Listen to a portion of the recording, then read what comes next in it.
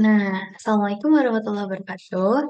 Eh, Melanjutkan video yang sebelumnya, kita akan langsung mempelajari sifat-sifat gelombang mekanik. Nah, apa saja? Oke, yang pertama itu ada refleksi atau pemantulan. Nah, kalau misalnya kita memiliki tali misalnya, lalu di ujungnya itu terdapat ya diikat misalnya atau ditahan seperti ini. Nah, apa yang akan terjadi ketika oscilasinya itu sudah mencapai sini? Apakah sudah selesai kita? Nah, agar lebih jelas kita langsung ke simulasi petnya. Nah, ini ya. Misalnya kita menaikkan ke atas ke bawah. Nah, untuk ini mungkin kita menggunakan pulsa saja ya, agar terlihat jelas. Nah, kita slow motion. Nah, ketika sudah merambat ke sini, nah, ternyata ada yang dipantulkan. Nah, ya, atau kita coba agar tidak ada rendaman di sini.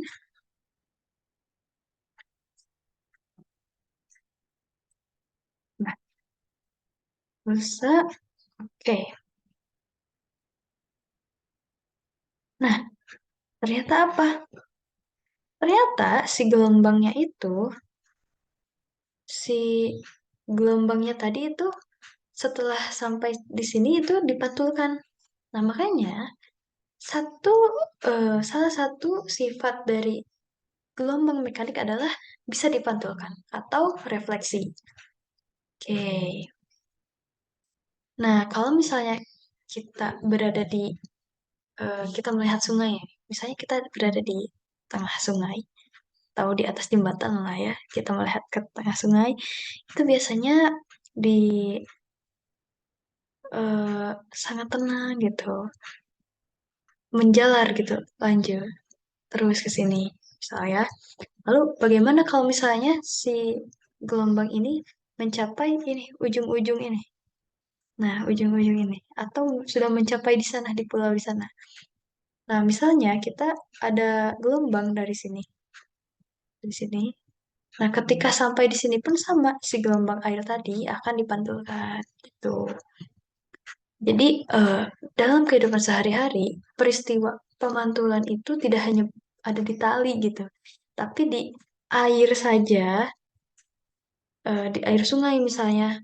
Atau kita misalnya memiliki wadah gitu ya, wadah kotak atau kita memakai gayung, kita meneteskan air, ketika si muka-muka gelombang itu sudah mencapai ujung wadahnya itu, pasti akan dipantulkan oleh wadah tersebut. Nah, jadi refleksi itu apa? Jadi, refleksi itu adalah pembelokan arah rambat gelombang karena mengenai bidang batas medium yang berbeda. Nah, jadi ketika ada sumber gelombang dari sumber, lalu dari sumber itu ke objek. Nah, ketika si gelombangnya itu tidak dapat menembus bidang ini, ya, objek ini, pasti akan dipantulkan oleh si objek tersebut. Gitu. Nah, pada pemantulan ini berlaku hukum Snellius. Nah, jadi ketika ada gelombang datang, nah, lalu dipantulkan, sudut antara gelombang datang dengan gelombang pantulnya itu sama. Nah, atau ya seperti ini ya. Jadi misalnya ada air dari sini, lalu ketika mencapai medium ini, si airnya itu dipantulkan, si sudut datang dengan sudut pantulnya itu sama besarnya. Tuh.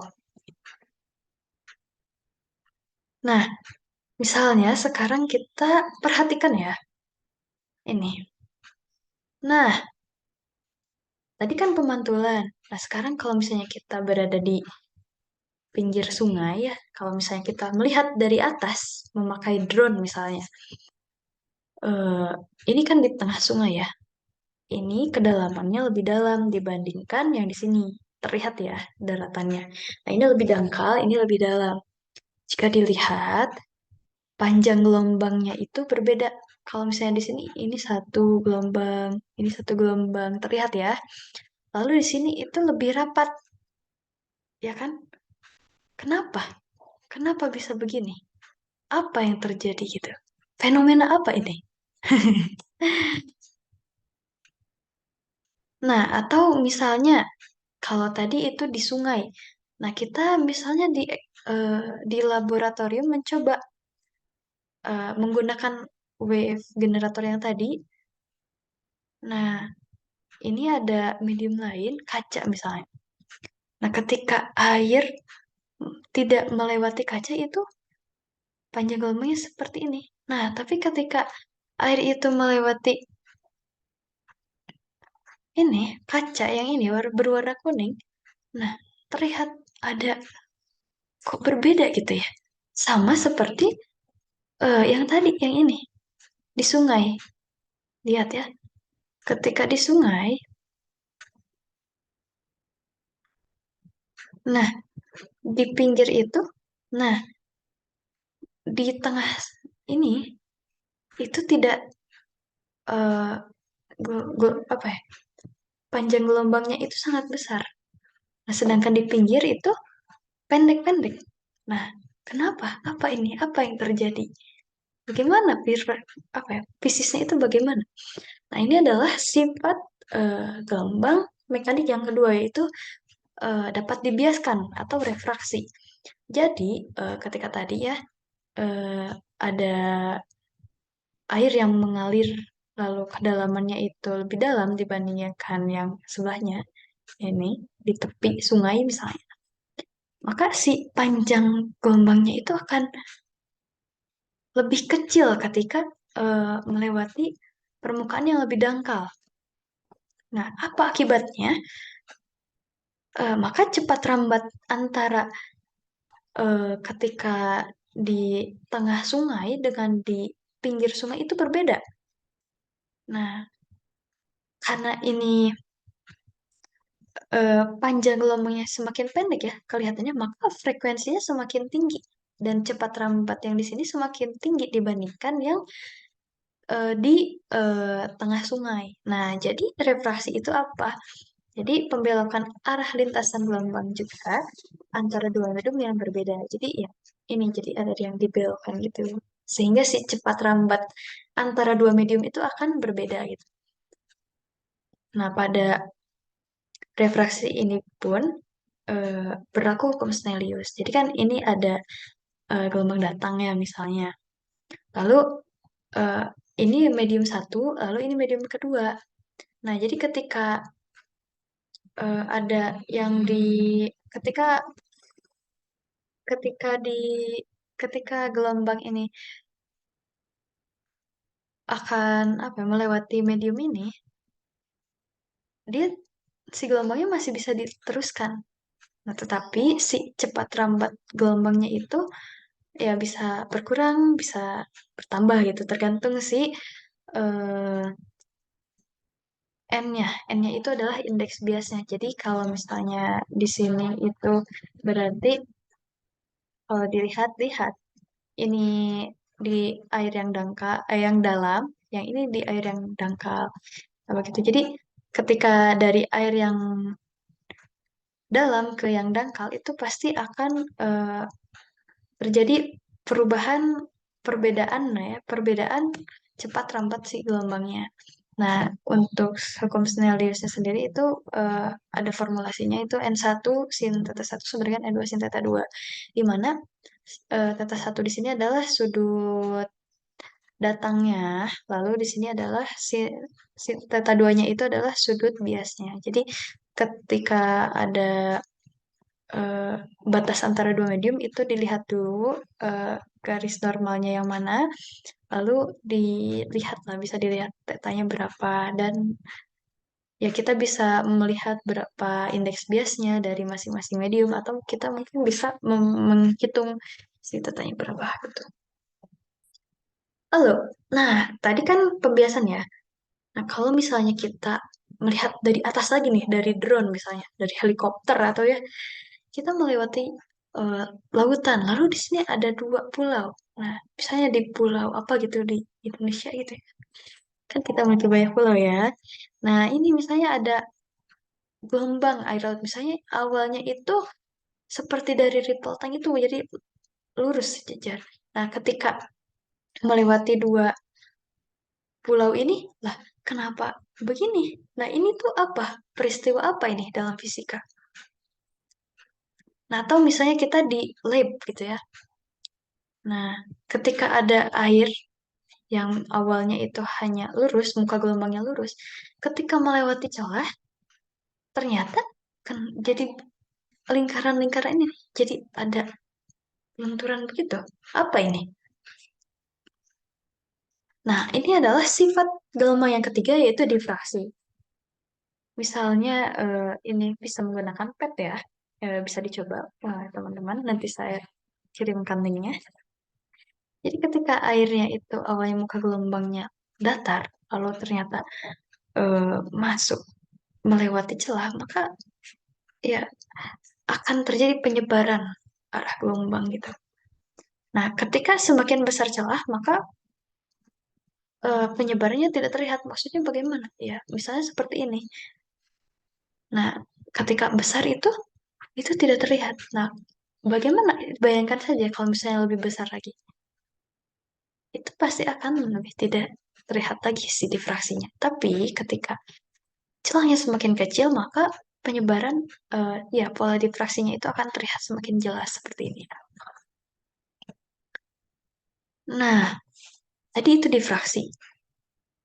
Nah, bagaimana kalau misalnya ini ada kita menggerakkan dua bola, misalnya ini kanan dan kiri, lalu kan tiap bola akan membentuk lingkaran-lingkaran begitu. Nah, kalau misalnya ada dua, nah, ini bagaimana? Kan ada dua gelombang nih. Wah, tapi tiba-tiba terbentuk pola seperti ini. Ini bagaimana? Nah, kalau misalnya tadi air, kita tinjau sekarang tali ya. Nah, ini adalah eh, sebenarnya konsepnya sama. Jadi ketika ada satu gelombang, lalu di sini ada gelombang yang lain, ketika menyatu, itu akan terbentuk sebuah pola gitu ya. Nah, penjumlahan dua gelombang itu namanya superposisi. Nah, ketika penjumlahan dua buah gelombangnya itu satu fase, nah ini satu fase ya, ketika ini di atas, maka akan terbentuk gelombang yang dua kali lebih besar. Ya, bagaimana ya penjumlahan dua gelombang itu jadi lebih besar gitu. Nah, ini namanya konstruktif interference atau interferensi konstruktif. Nah, kalau misalnya ini lembah, ini puncak. Nah, ternyata seperti saling meniadakan gitu ya, yang ini, yang atas. Nah, itu namanya interferensi destruktif atau ya saling menghancurkan lah ya.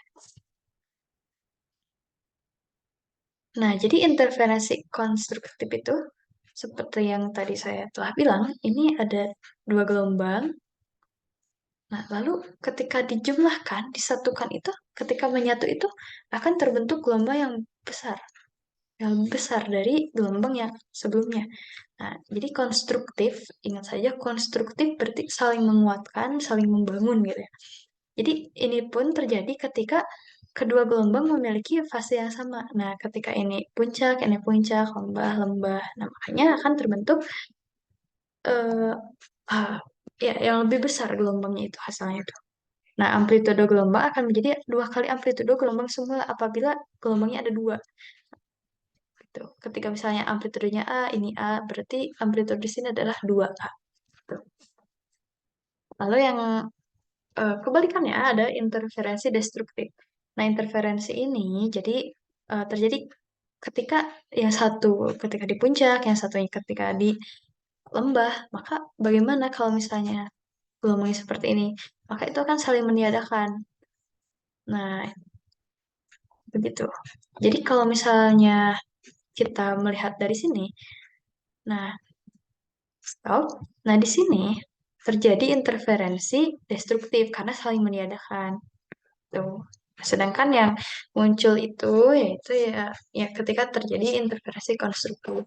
Nah, untuk lebih jelasnya, ini tadi kan kita eh, menyinggung tentang air, lalu tali. Nah, bagaimana dengan suara? Suara juga kan gelombang mekanik. Nah, karena sulit untuk divisualisasikan, maka ya kita menggunakan simulasi ini ya. Nah, misalnya interferensi,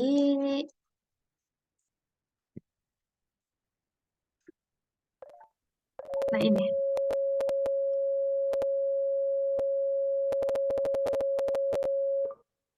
Nah, jadi tadi itu sama seperti yang di air. Jadi ada dua sumber. Kalau tadi itu ada dua bola yang dinaik turunkan, lalu ini ternyata ada penggabungan dua gelombang dari sumber satu dan sumber dua. Nah, ini bagaimana? Nah, kalau misalnya kita melihat di sini ya, kita mendengar di sini misalnya, itu akan berbeda ketika kita mendengar di sini, sebelah sini. Ketika kita mendengar di sini, akan berbeda dengan ketika mendengar di sini. Nah, kita dengarkan ya, sama-sama. Nah, di sini bahkan tidak ada, hanya sedikit sekali terdengar. Tapi di sini nyaring sekali. Di sini sedikit. Nah, ini lebih pelan, ini lebih nyaring. Nah, ini apa? Ini adalah interferensi pada suara. Jadi ketika di sini itu kan antar yang tadi ya, itu bahkan pelan, bahkan hampir tidak terdengar suara. Ya, meskipun ada sedikit ya. Nah, kalau di sini ternyata sangat nyaring. Nah, ini apa? Berarti ketika di sini terjadi interferensi konstruktif. Nah, sedangkan di sini berarti terjadi interferensi destruktif. Jika kita kembali lagi ke sini, nah berarti di sini adalah terjadi interferensi destruktif, sedangkan di sini interferensi konstruktif. Gitu.